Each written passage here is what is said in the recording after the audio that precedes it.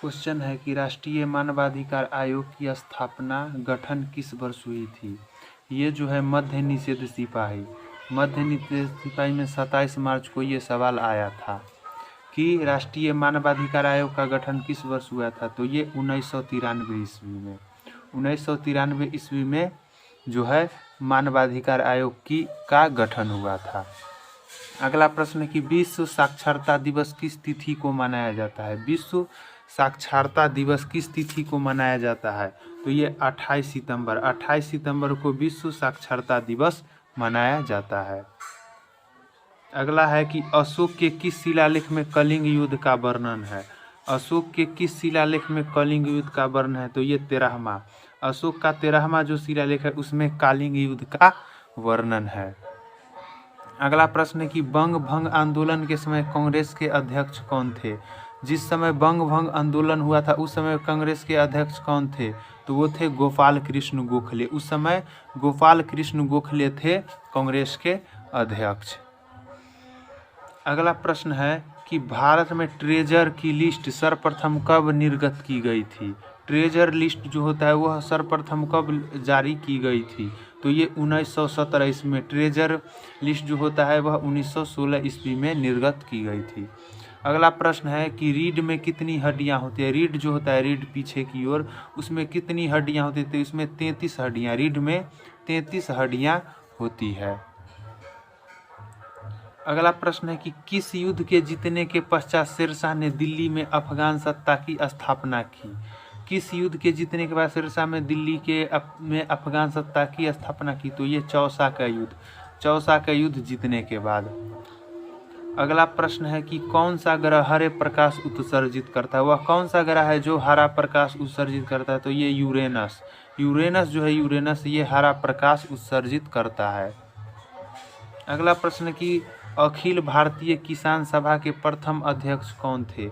अखिल भारतीय किसान सभा के प्रथम अध्यक्ष कौन थे। तो स्वामी सहजानंद जो थे वो अखिल भारतीय किसान सभा के अध्यक्ष थे। अगला प्रश्न कि सफलतापूर्वक वैट को सर्वप्रथम लागू करने वाला देश कौन है।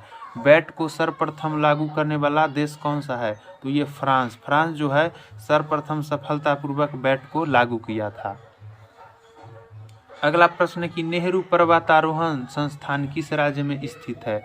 नेहरू पर्वतारोहण संस्थान किस राज्य में स्थित है। तो ये उत्तराखंड राज्य में नेहरू पर्वतारोहण संस्थान स्थित है।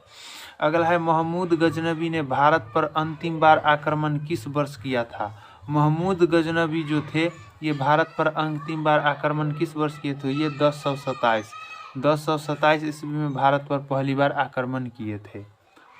अगला प्रश्न कि आवर्त सारणी का पहला तत्व कौन सा है। आवर्त सारणी का पहला तत्व कौन सा है। तो ये हाइड्रोजन ये आवर्त सारणी का पहला तत्व है।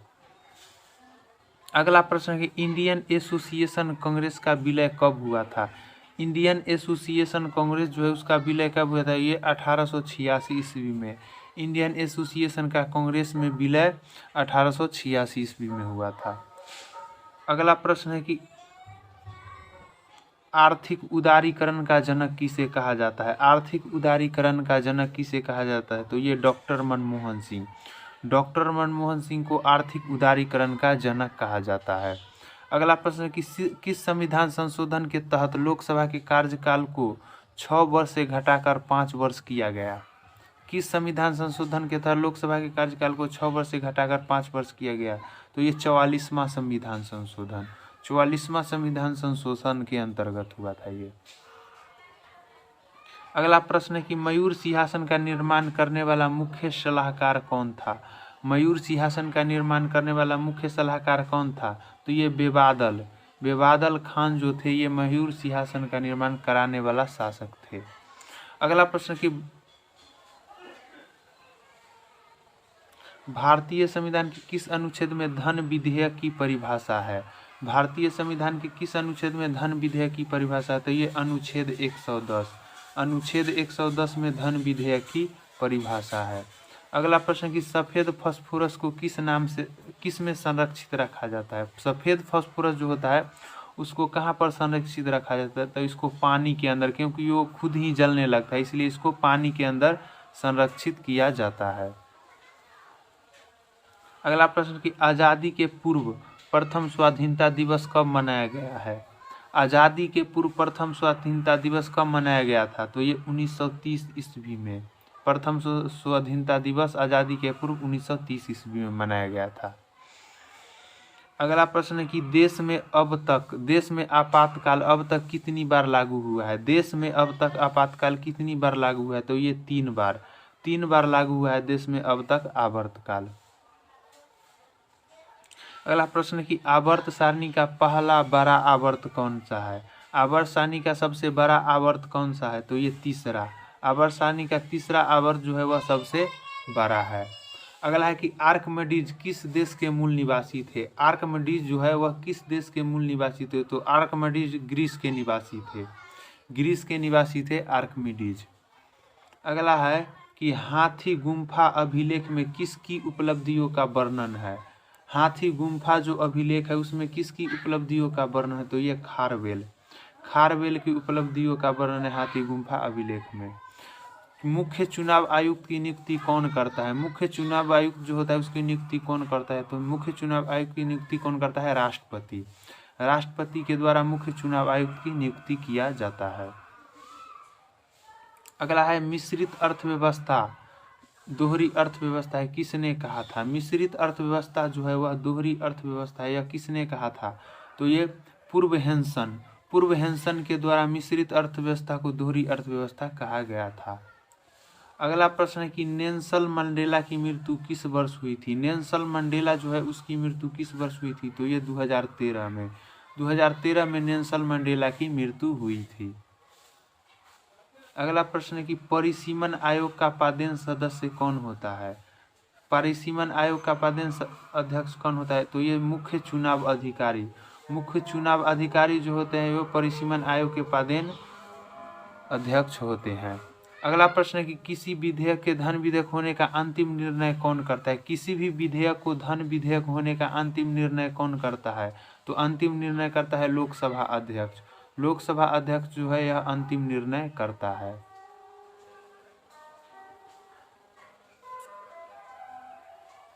अगला प्रश्न कि निर्धनता को पूर्णतः समाप्त करने का लक्ष्य किस पंचवर्षीय योजना में रखा गया था?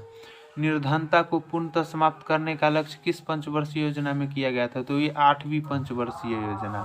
8वीं पंचवर्षीय योजना में निर्धनता को पूर्णतः समाप्त करने का जो है लक्ष्य रखा गया था। अगला प्रश्न है कि भारत में किस राज्य को टाइगर राज्य के नाम से जाना जाता है? किस राज्य को भारत में टाइगर राज्य के नाम से जाना? तो ये मध्य प्रदेश राज्य को टाइगर राज्य के नाम से जाना जाता है। अगला प्रश्न है कि भारतीय कम्युनिस्ट पार्टी को किस वर्ष गैर कानूनी घोषित किया गया था? भारतीय कम्युनिस्ट पार्टी जो है इसको किस वर्ष गैर कानूनी घोषित किया गया था? तो इसे 1934 ईस्वी में भारतीय कम्युनिस्ट पार्टी को 1934 ईस्वी में गैर कानूनी घोषित किया गया था। अगला है कि गोलमेज के किस सम्मेलन में कांग्रेस ने भाग लिया था? गोलमेज के किस सम्मेलन में कांग्रेस ने भाग लिया था? तो ये दूसरा। गोलमेज के दूसरा सम्मेलन में कांग्रेस ने भाग लिया था। अगला है कि मछली के हृदय में कितने प्रकोष्ठ होते हैं? मछली जो होते हैं उसके हृदय में कितने प्रकोष्ठ होते हैं? तो मछली के हृदय में 2 प्रकोष्ठ होते हैं, 2 प्रकोष्ठ। अगला है कि डिगबोई किस लिए प्रसिद्ध है? डिगबोई जो है यह किस लिए प्रसिद्ध है? तो ये पेट्रोलियम के लिए। डिगबोई पेट्रोलियम के लिए प्रसिद्ध है। अगला प्रश्न है कि आंध्र प्रदेश राज्य की स्थापना कब की गई थी? आंध्र प्रदेश जो राज्य है उसकी स्थापना कब की गई थी? तो 1953 ईस्वी में। आंध्र प्रदेश की स्थापना 1953 ईस्वी में की गई थी। अगला है कि मुगल चित्रकारी किसके शासनकाल में पराकाष्ठ पर थी? मुगल चित्रकारी जो है वह किसके शासनकाल में पराकाष्ठ पर थी? तो ये मुगल चित्रकारी जहांगीर के शासनकाल में पराकाष्ठ पर थी। अगला है कि नादिर शाह किसके शासनकाल में भारत पर आक्रमण किया था? नादिर शाह जो थे वह किसके शासनकाल में भारत पर आक्रमण किया था? तो ये मोहम्मद शाह के शासनकाल में नादिर शाह भारत पर आक्रमण किया था। अगला है रघुवंशम के लेखक कौन है। रघुवंशम जो है वह उसके लेखक कौन है, तो रघुवंशम के लेखक कौन है, कालिदास। रघुवंशम के लेखक कौन थे, कालिदास। तैमूर किसके शासनकाल में भारत पर आक्रमण किया था। तैमूर जो थे वह किसके शासनकाल में भारत पर आक्रमण किया था, तो ये नासिरुद्दीन महमूद। नासिरुद्दीन महमूद के शासनकाल में तैमूर जो है वह भारत पर आक्रमण किया था। अगला है कि राष्ट्रपति को किस अनुच्छेद के तहत क्षमादान देने का अधिकार है। राष्ट्रपति जो होता है भारत के, किस अनुच्छेद के तहत क्षमादान प्रदान करने की शक्ति है, तो उसे अनुच्छेद 72। अनुच्छेद 72 के अंतर्गत क्षमादान करने की शक्ति है। अगला प्रश्न है कि भारत भारती के लेखक कौन है। भारत भारती जो होता है एक रचना, उसके लेखक कौन है, तो ये मैथिली शरण गुप्त। मैथिली शरण गुप्त जो है वह भारत भारती के लेखक है। अगला है स्वप्नों का अध्ययन को क्या कहा जाता है। स्वप्न जो होता है सपना, जिसको हम ड्रीम बोलते हैं, उसके अध्ययन को क्या बोलते हैं, तो स्वप्नों के अध्ययन को ओनिरोलॉजी। ओनिरोलॉजी स्वप्नों के अध्ययन को बोलते हैं। अगला प्रश्न है कि अर्धसूत्री विभाजन में गुणसूत्रों की संख्या कितनी होती है। अर्धसूत्री विभाजन जो होता है उसमें गुणसूत्रों की संख्या कितनी होती है, तो आधी होती है गुणसूत्रों की संख्या अर्धसूत्री विभाजन में। अगला इंटरपोल का मुख्यालय कहाँ है। इंटरपोल जो होता है इंटरपोल, उसका मुख्यालय कहाँ है, तो ये इंटरपोल का मुख्यालय है लियोन्स। लियोन्स में इंटरपोल का मुख्यालय है। अगला है कि अंग्रेजों ने पहली फैक्ट्री कब स्थापित की थी। अंग्रेज जो थे वह पहली फैक्ट्री कब स्थापित किया था, तो ये 1611 ईस्वी में। अंग्रेज जो है 1611 ईस्वी में पहली फैक्ट्री स्थापित किया था। संचित निधि का संबंध किस अनुच्छेद से है। संचित निधि जो होता है उसका संबंध किस अनुच्छेद से है, तो इसका संबंध अनुच्छेद 266 से है। संचित निधि का संबंध 266 अनुच्छेद से है। अगला है कि गुर्दे किडनी का भार लगभग कितना होता है। गुर्दा जो होता है, गुर्दा जिसको किडनी बोलते हैं, उसका भार कितना होता है, तो उसका भार होता है 150 ग्राम, यानी कि 150 ग्राम होता है गुर्दे का भार लगभग। अगला है कि मानव शरीर में कितने प्रकार के एमिनो अम्ल पाए जाते हैं। मानव शरीर में कितने प्रकार के एमिनो अम्ल पाए जाते हैं, तो मानव के शरीर में जो है वह 20 प्रकार के एमिनो अम्ल, कितने प्रकार के, 20 प्रकार के एमिनो अम्ल मानव के शरीर में पाए जाते हैं। अगला है राष्ट्रपति पर महाभियोग की प्रक्रिया किस देश के संविधान से लिया गया है। राष्ट्रपति पर महाअभियोग की प्रक्रिया यह किस देश के संविधान से लिया गया है, तो ये अमेरिका के संविधान से राष्ट्रपति पर महाअभियोग लगाने की प्रक्रिया लिया गया है। अगला प्रश्न है कि गोताखोर सांस लेने के लिए किस गैस का प्रयोग करते हैं। गोताखोर जो होता है, गोताखोर वह सांस लेने के लिए किस गैस का प्रयोग करते हैं, तो ये हीलियम और ऑक्सीजन। हीलियम और ऑक्सीजन का प्रयोग करते हैं गोताखोर सांस लेने के लिए। अगला है कि विश्व की सबसे बड़ी अर्थव्यवस्था किस देश की है। सबसे बड़ी अर्थव्यवस्था किस देश की है, तो ये अमेरिका देश की अर्थव्यवस्था विश्व में सबसे बड़ी है। अगला है कि भारतीय अर्थव्यवस्था कैसी है। भारतीय अर्थव्यवस्था जो है वह कैसी है, तो ये भारतीय अर्थव्यवस्था विकासशील अर्थव्यवस्था है भारतीय अर्थव्यवस्था। अगला है कि मिश्रित अर्थव्यवस्था का तात्पर्य क्या है। मिश्रित अर्थव्यवस्था जो होता है उसका तात्पर्य क्या है, तो ये निजी तथा सार्वजनिक क्षेत्रों का सह अस्तित्व। निजी तथा सार्वजनिक क्षेत्रों का सह अस्तित्व होता है मिश्रित अर्थव्यवस्था का तात्पर्य। अगला है कि भारत में बेरोजगारी का स्वरूप क्या है। भारत में बेरोजगारी का स्वरूप क्या है, तो भारत में बेरोजगारी का संरचनात्मक स्वरूप है, संरचनात्मक स्वरूप। अगला है कि प्राथमिक क्षेत्र किससे संबंधित है। प्राथमिक क्षेत्र जो है यह किससे संबंधित है, तो प्राथमिक क्षेत्र जो होता है वह कृषि से संबंधित होता है। प्राथमिक क्षेत्र कृषि से संबंधित होता है। अगला है तृतीयक क्षेत्र किससे संबंधित है। तृतीयक क्षेत्र जो होता है वह किससे संबंधित है, तो तृतीयक क्षेत्र व्यापार। तृतीयक क्षेत्र व्यापार से संबंधित होता है। अगला है कि मिश्रित अर्थव्यवस्था को अपनाने वाला पहला देश कौन है। मिश्रित अर्थव्यवस्था जो है उसको अपनाने वाला पहला देश कौन सा है, तो ये फ्रांस है। फ्रांस वह पहला देश है जिन्होंने मिश्रित अर्थव्यवस्था को अपनाया था। अगला है कि वित्तीय वर्ष की अवधि क्या थी। वित्तीय वर्ष जो होता है उसकी अवधि क्या थी, तो 1 अप्रैल से 31 मार्च 1 अप्रैल से 31 मार्च तक वित्तीय वर्ष की अवधि होती है। अगला है कि द्वितीयक क्षेत्र किससे संबंधित है। द्वितीयक क्षेत्र जो है वह किससे संबंधित है, तो द्वितीयक क्षेत्र विनिर्माण से संबंधित है द्वितीयक क्षेत्र। अगला है कि भारत में कृषि के क्षेत्र में किस प्रकार की बेरोजगारी पाई जाती है। भारत में कृषि के क्षेत्र में किस प्रकार की बेरोजगारी पाई जाती है, तो ये प्रछन्न बेरोजगारी कृषि के क्षेत्र में पाई जाती है। सीसा के सिक्के किसने चलाया था। सीसा का जो सिक्का होता है इसको किसने चलाया था, तो ये सातवाहनों ने शीशे के सिक्कों को चलाया था। बीरबल का वास्तविक नाम क्या था। बीरबल का वास्तविक नाम क्या था, तो बीरबल का वास्तविक नाम था महेश दास। याद रखिएगा, बीरबल का वास्तविक नाम महेश दास था।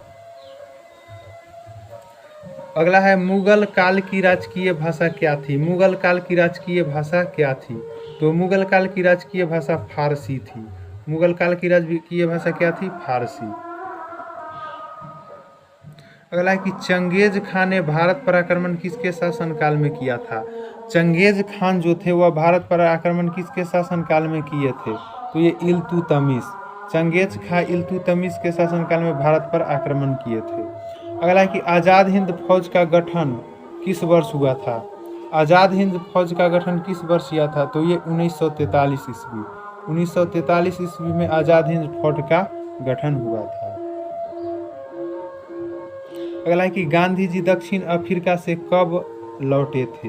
गांधी जी जो थे वह दक्षिण अफ्रीका से कब लौटे थे, तो ये 1915 ईस्वी में। 1915 ईस्वी में गांधी जी दक्षिण अफ्रीका से लौटे थे। अगला है कि गदर पार्टी की स्थापना कब हुई थी। गदर पार्टी की स्थापना कब हुई थी, तो ये 1913 ईस्वी में। 1913 ईस्वी में गदर पार्टी की स्थापना हुई थी।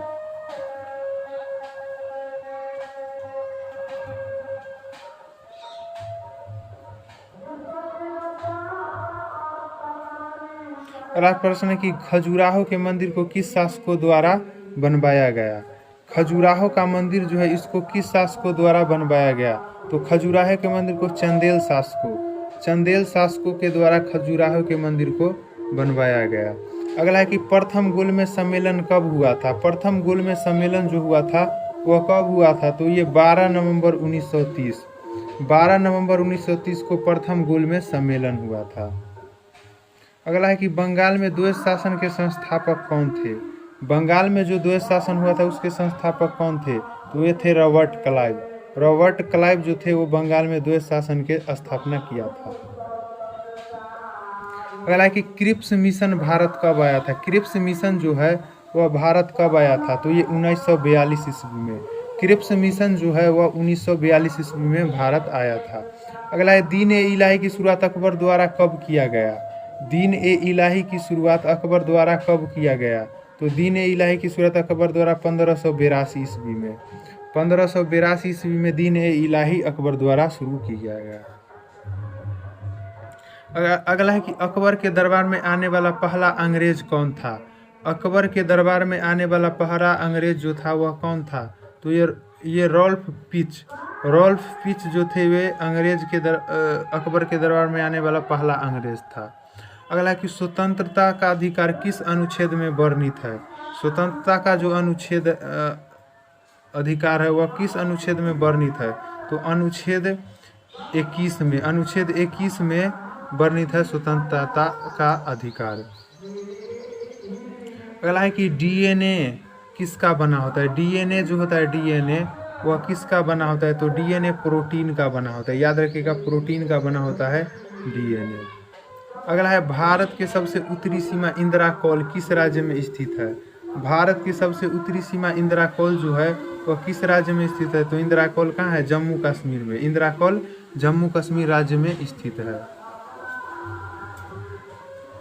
अगला है कि भारत में राष्ट्रीय आय का आकलन किसके द्वारा किया जाता है? भारत में राष्ट्रीय आय का आकलन किसके द्वारा किया जाता है? तो ये केंद्रीय सांख्यिकी संगठन, केंद्रीय सांख्यिकी संगठन के द्वारा भारत में राष्ट्रीय आय का आकलन किया जाता है। अगला है जीवाणु की खोज किसने की थी? जीवाणु की खोज किसने की थी? तो जीवाणु की खोज ल्यूवेनहॉक के द्वारा जीवाणु की खोज की गई थी।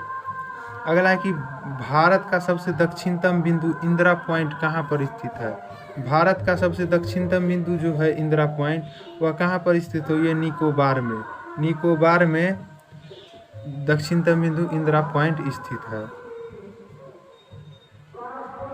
अगला है कि रुपया का सिक्का भारत में पहली बार किसके शासनकाल में ढाला गया था? रुपया का जो सिक्का होता है भारत में पहली बार किसके शासनकाल में ढाला गया? तो ये शेरशाह के शासनकाल में रुपया का सिक्का पहली बार ढाला गया था।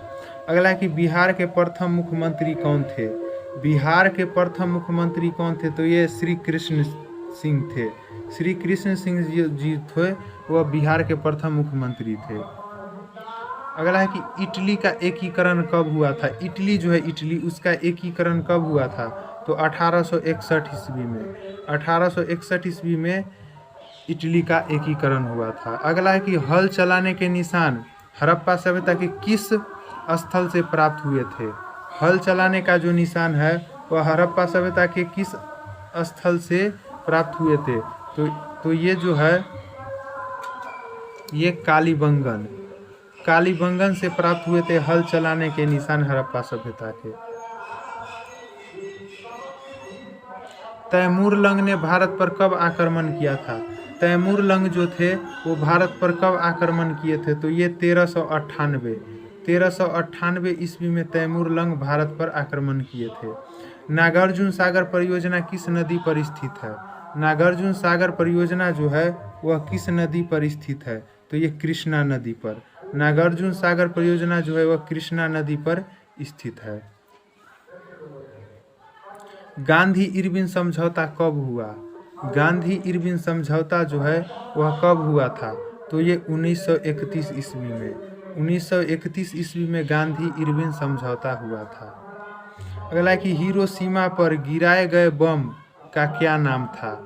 हिरोशिमा पर जो बम गिराया गया था उसका क्या नाम था? तो ये लिटिल बॉय नामक जो बम है वह हिरोशिमा पर गिराया गया था।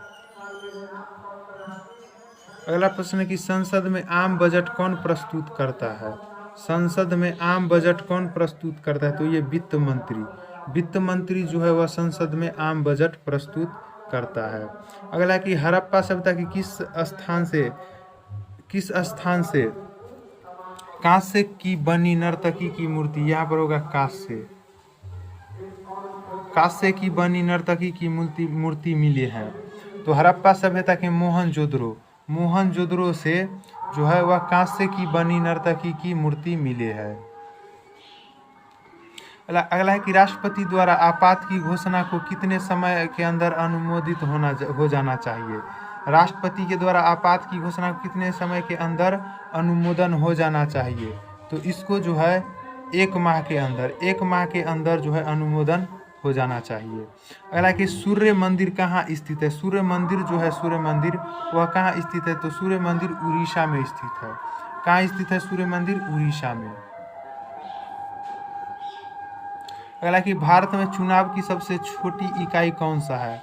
भारत में चुनाव की सबसे छोटी इकाई कौन सा है? तो भारत में चुनाव का सबसे छोटी इकाई ग्राम पंचायत जो है वह भारत में चुनाव की सबसे छोटी इकाई है। अगला कोसी नदी का उद्गम स्थान कहाँ है? कोसी नदी जो होता है उसका उद्गम स्थान कौन सा है? तो ये गोसाईनाथ जो होता है वह कोसी नदी का उद्गम स्थान होता है। भारत का प्रथम परमाणु परीक्षण कहाँ किया गया? भारत का प्रथम परमाणु परीक्षण जो है वह कहाँ पर किया गया? तो ये पोखरण में। भारत का प्रथम परमाणु परीक्षण पोखरण में किया गया। अगला कि ल्यूमेन किसका मात्रक है? ल्यूमेन जो होता है ये किसका मात्रक है? तो ल्यूमेन है ज्योति फलक का मात्रक है ल्यूमेन। अगला है कि किडनी स्टोन को कौन सा तत्व पाया जाता है? किडनी में जो पत्थर यानी कि स्टोन होता है उसमें कौन सा तत्व पाया जाता है? तो किडनी स्टोन में कैल्शियम फॉस्फेट जो होता है वह किडनी स्टोन में पाया जाता है। एक राष्ट्र एक नेता का नारा किसने दिया था? एक राष्ट्र एक नेता जो होता है उसका नारा किसने दिया था? तो ये हिटलर के द्वारा एक राष्ट्र एक नेता की नारा दिया गया था। अगला है कि बोल्शेविक क्रांति का नायक कौन था? बोल्शेविक क्रांति जो होता है वह उसके नायक कौन था? तो बोल्शेविक क्रांति के नायक था लेनिन जो थे वो बोल्शेविक क्रांति के नायक थे।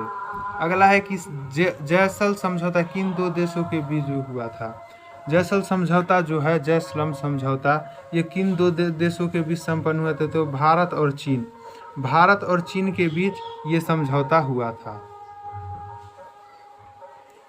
तो दोस्तों इसमें हमने टॉप 100 क्वेश्चन को कवर किया। दोस्तों ये जो फायरमैन का एग्जाम है इसमें कहीं ना कहीं इसी क्वेश्चन में से आपको देखने को मिलेंगे, क्योंकि 10th लेवल का है और 10th लेवल का जो एग्ज़ाम कोई भी एग्ज़ाम होता है ना 10th लेवल का, उसमें यहीं से इसी तरह के क्वेश्चन जो है पूछे जाते हैं हमेशा। तो इतना याद रखिएगा कि क्वेश्चन जो है यहीं से आना तय है। तो इसी तरह के क्वेश्चन की प्रैक्टिस करते रहिए तो आपका जो है तैयारी बेहतर हो जाएगा। तो अगर वीडियो अच्छा लगे तो वीडियो को लाइक कीजिए, सब्सक्राइब कीजिए और शेयर भी कीजिए। फिर मिलते हैं अगले वीडियो में, तब तक के लिए धन्यवाद।